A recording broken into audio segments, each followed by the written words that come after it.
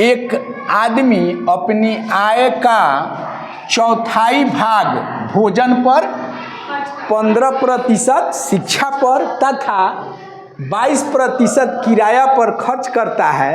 यदि वह 266 रुपये बचाता है तो उसकी आय क्या है?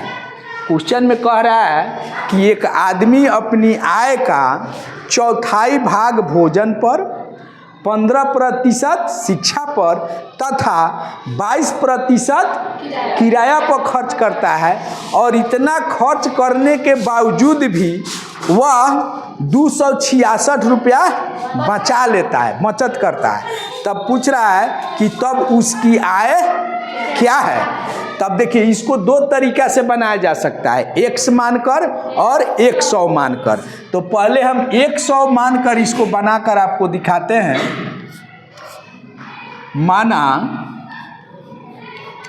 माना कि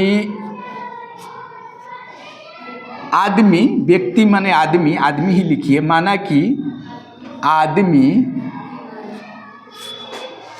की आय मान लिए, आदमी की आय है 100 रुपये, 100 रुपये मान लिए।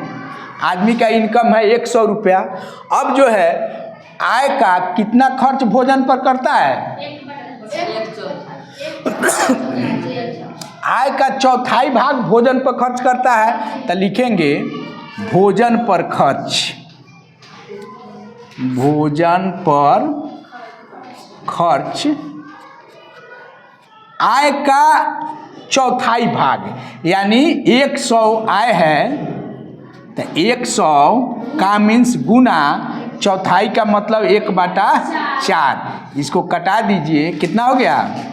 25 रुपये। वह भोजन पर कितना रुपया खर्च करता है? 25 रुपये भोजन पर खर्च करता है। अब शिक्षा पर 15% करता है, आय का 15% करता है, शेष का नहीं, आय का 15% शिक्षा पर खर्च करता है। तो लिखेंगे शिक्षा पर खर्च, शिक्षा पर खर्च आय का 15%, आय है 100 रुपये का 15% का मतलब 15/100। ठीक है, ये कट गया, यानी शिक्षा पर कितना रुपया खर्च करता है? वो 15 रुपये। ठीक है, अब कह रहा है कि 22% किराया पर खर्च करता है, यानी 100 में 22 रुपया किराया पर खर्च करता है। तो लिखेंगे किराया पर खर्च, किराया पर खर्च 22% आय का। तो आय है 100 रुपये का 22% का मतलब 22/100, या कट गया, यानी 22 रुपये। कितना हो गया? 22 रुपये किस चीज़ पर खर्च करता है? वह किराया पर। अब देखिए, आदमी की आमदनी हम 100 रुपया मान लिए, जिसमें 25 रुपया भोजन पर, 15 रुपया शिक्षा पर और 22 रुपया किराया पर खर्च करता है। तो कुल खर्च इसका जोड़ दीजिए, कुल खर्च। तो कुल खर्च में किसको किसको जोड़ देंगे? हाँ, 25 रुपया, यानी भोजन वाला 25 रुपया प्लस शिक्षा पर 15 रुपया प्लस किराया पर 22 रुपया, यानी सब कितना हो गया? जोड़ेंगे तो 62 रुपये। अब देखिए, 100 रुपया उसकी आमदनी है और वह खर्च कितना कर दिया? 62 रुपये। उसको बचत कितना हुआ? नहीं, 100 आमदनी में, हाँ, 100 आमदनी में 62 रुपया खर्च कर दिया तो बचत हो गया। आमदनी उसकी आय 100 माइनस खर्च, टोटल कितना हो गया? 62 रुपये, यानी बचत कितना हुआ उसको? 38 रुपये। अब देखिए, 38 रुपया बचत होता है तो आदमी की आय कितना है? 100 रुपया। बात समझ रहे हैं? आदमी की आय हम 100 रुपया माने हैं तो इसका कुल खर्च 62 रुपया हो गया है। अब बचत कितना हो गया इसको? 38 रुपया। तो लिखेंगे यहाँ, इसी को समझना है। नहीं, देख लीजिए, चूंकि यहाँ देख लीजिए, चूंकि 38 रुपया, खाली दूसरा दीजिए,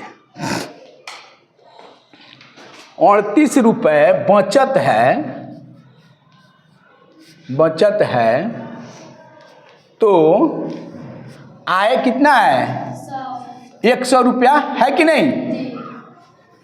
100 रुपये है। 38 रुपया बचता है ना, यानी बचत है, तो आय कितना है? 100 रुपया। इसीलिए बचत यदि 1 रुपया होगा तो आमदनी कम होगा कि ज़्यादा? कम। तो कम के लिए क्या होता है? भाग होता है। तो 100 में यहाँ से 100 में इस 38 से भाग लग जाएगा, तो 100 बटा 38 रुपये।